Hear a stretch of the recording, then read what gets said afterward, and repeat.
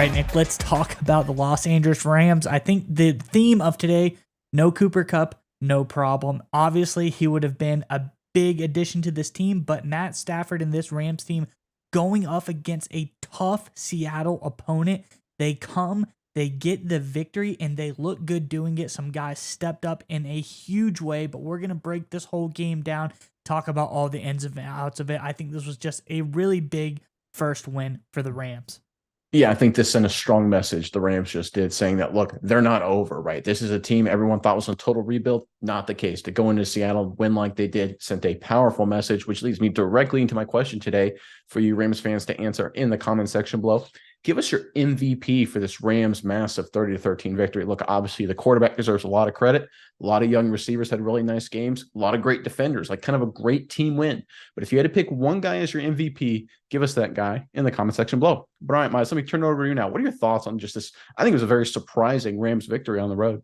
Yeah, a Rams team that comes into a hot Seattle team, playoff team from last year, looked really good by all accounts. They were no longer a surprise last year. They came out of nowhere. Geno Smith looked great, but this Rams team comes up and steps up big with key injuries. Not only did they lose a ton of people last offseason, they had a key injury. Best receiver in the league, Cooper Kupp, is out.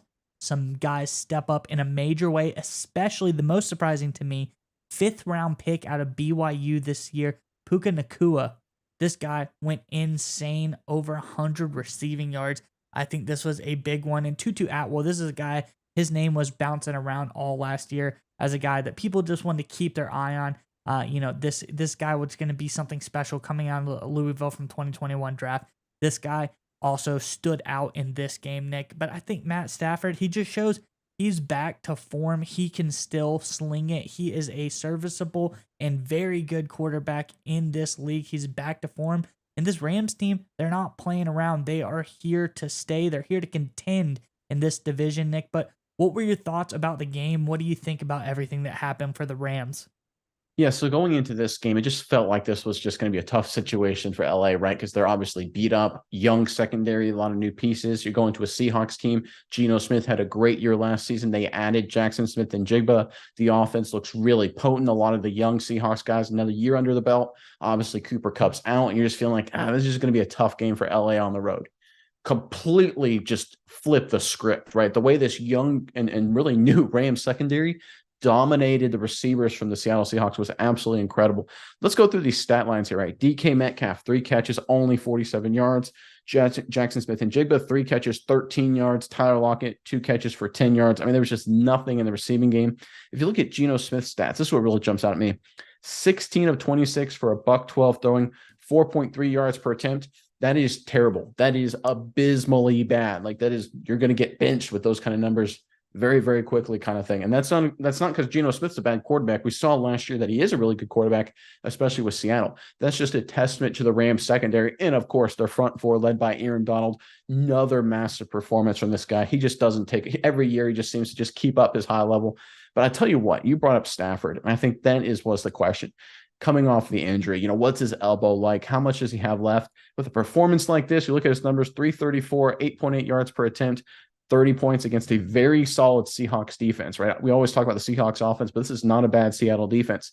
To do that on the road without Cooper Kupp, I mean, it's just so impressive. And again, it's one of those things. We talked about the Rams a little bit this offseason. We said that they were going to be a little bit better than people thought. I didn't predict this, but we said that, look, they're not going to be a dumpster fire because they're good at quarterback, they're good at head coach, and they've got a couple stars in a lot of key positions like Aaron Donald and like Cooper Kupp when he returns.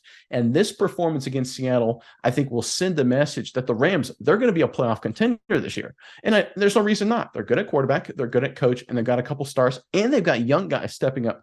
Nakua stepped up, Tutu Atwell stepped up. I mean, if these young guys maintain this level of performance, this may not just be a playoff contending team.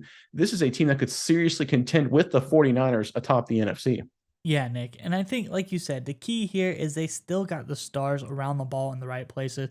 I mean, everyone watching the game, they heard the mic'd up of Geno Smith and unblocked Aaron Donald breaks through the line. And you hear Geno Smith yell, "Oh my God," when he comes through the line. Funny moment, but just shows dominant on defense. And like you said, these guys, this defense, it reminds me of like that no-name Dolphins defense outside of a guy like Aaron Donald. These are all random guys that allegedly just show up for the Rams secondary and play lights out. Nobody was expecting a performance like this.